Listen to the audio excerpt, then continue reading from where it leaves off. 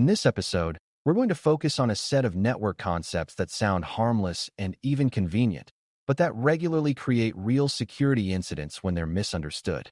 People often think of internet connectivity as simply being online or offline. Yet most exposure mistakes come from the messy middle, where something inside a private network becomes reachable from the outside in ways nobody intended. Network address translation, NAT, and port forwarding are two common mechanisms that shape what can be reached and from where, and they are involved in everything from home routers to enterprise firewalls. On top of that, shadow IT adds a human layer, where employees or teams deploy services outside approved processes, often without realizing they've made something public. The goal here is to make these topics intuitive, so you can hear about an exposed server or a breached device and immediately understand the likely pathway that made it reachable. When you can spot these pathways, you can prevent mistakes before they turn into headlines. A good way to begin is to understand why NAT exists and what problem it was designed to solve. Most internal networks use private address ranges that are not meant to be routed across the public internet, which means your laptop can have an address that makes sense inside your home or company, but would be meaningless to the rest of the world.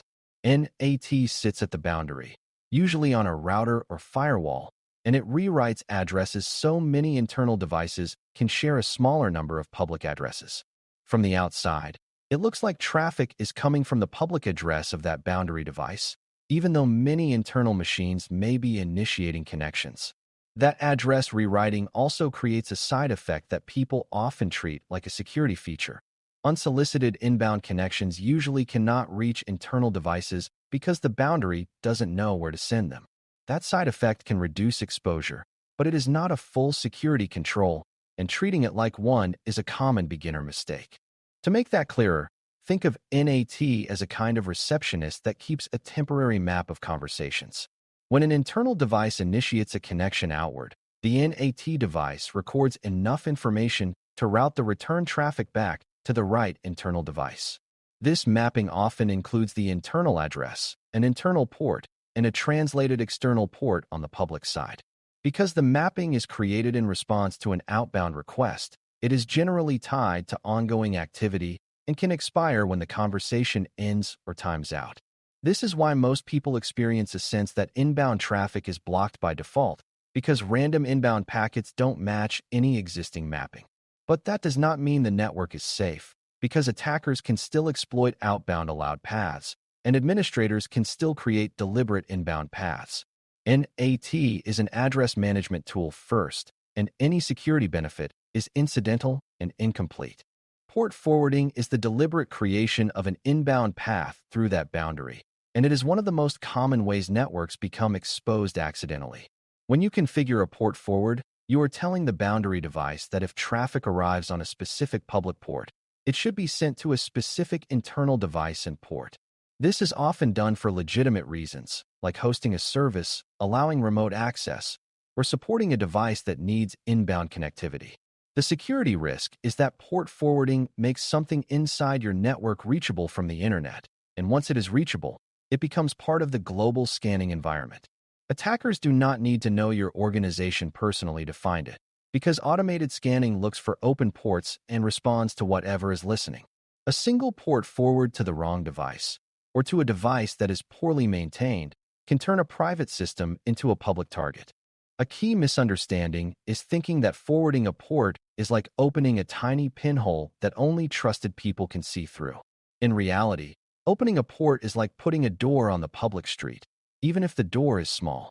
Once it exists, anyone can knock on it, and automated tools will knock constantly. If the service behind that port has a weak password, an old vulnerability, or a misconfiguration, it may be compromised quickly. Even if it is a strong service, its presence can leak information about what technologies you use and how your network is organized. This is why defenders emphasize reducing attack surface, meaning removing unnecessary exposed services and hardening anything that must be exposed. Port forwarding is not inherently wrong, but it must be treated as a high-impact change because it changes who can reach what. Another common exposure mistake happens when people assume that if a service works from home or from a coffee shop, it must be properly secured. That assumption confuses reachability with authorization. A system can be reachable and still require authentication, but if authentication is weak, or if the system has a vulnerability that allows bypass, reachability becomes dangerous. Some services also have administrative interfaces that were never meant to be exposed publicly, and when they are, they may leak sensitive information or allow attackers to gain control. Beginners also sometimes assume that obscurity protects them, like using a non-standard port number. Using an uncommon port can reduce random noise, but it does not stop scanning, and it does not remove the underlying risk. Security is about robust control, not hoping attackers won't look in the right place.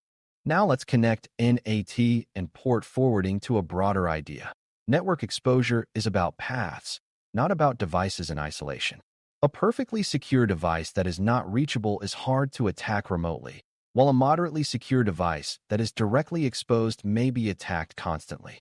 Exposure is shaped by firewall rules, NAT behaviors, routing, and sometimes unexpected tunnels created by software.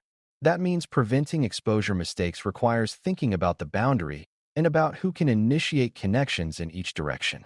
It also means understanding that outbound connectivity can still create risk, because malware inside a network can phone home and create a path for command and control, even if inbound is restricted.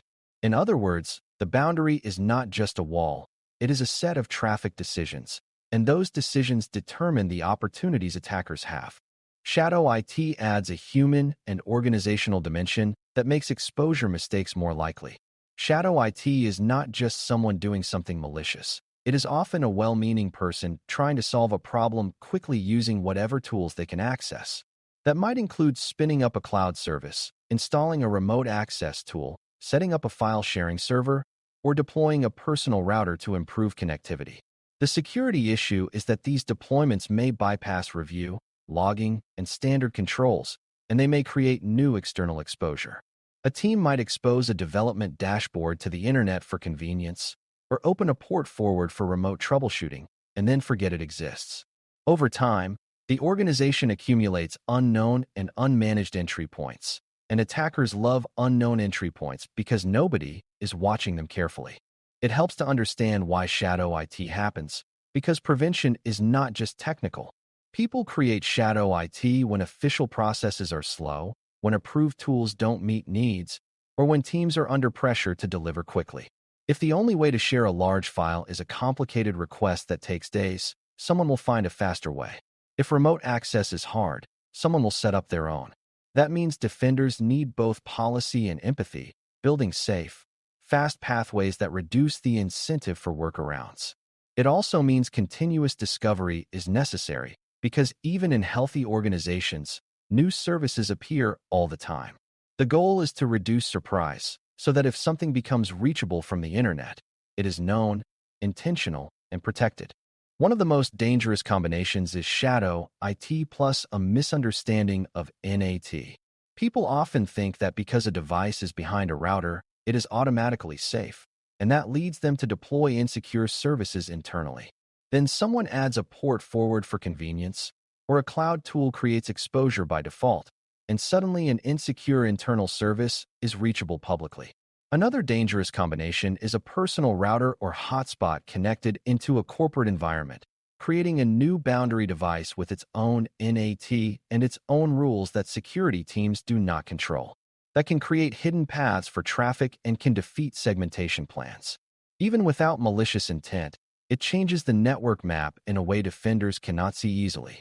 When you hear about a breach that started with an exposed management interface, this kind of accidental pathway is often part of the story.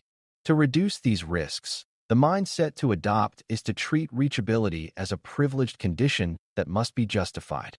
That means you should always know which services are exposed externally, why they are exposed, and what controls protect them. It also means you should minimize the number of exposed services, because every exposed service is a potential entry point. The stronger your internal controls are, the more damage you can prevent after a compromise. But preventing exposure mistakes is about reducing the chance of compromise in the first place. Think of it as reducing the number of doors, then strengthening the doors you must keep. This mindset applies at home, in small offices, and in large enterprises, because the internet does not care how big your organization is. Monitoring and discovery also matter, because you cannot protect what you do not know exists. Organizations often use scanning and asset inventories to identify what ports are exposed on their public addresses and to detect unexpected services. They also look for unusual outbound traffic that might indicate an internal device establishing suspicious connections. Shadow IT can be detected through network logs, cloud account monitoring, and even procurement patterns, but the key is to have a habit of asking what changed. From a beginner viewpoint, the simplest lesson is that exposure is not a one-time decision. It can drift over time as people add temporary changes, new devices appear, and old services are forgotten. Preventing mistakes means treating exposure as something that must be continuously validated, not assumed. A final misconception to clear up is the idea that NAT replaces a firewall. While many home routers combine NAT and firewalling, the concepts are not identical. NAT is about rewriting addresses and managing mappings, while firewalling is about enforcing policy on what traffic is allowed.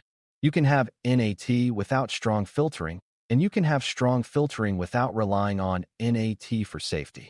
In enterprise environments, security teams want explicit policy about allowed inbound and outbound traffic, not accidental behavior. Port forwarding also should be treated as a policy decision, not a quick tweak. When a change is treated as a tweak, it's easy to forget to reverse it, and forgotten exposure is one of the most common real-world problems. Clarity about roles makes it easier to design and operate networks safely. As we close, remember the simplest through line.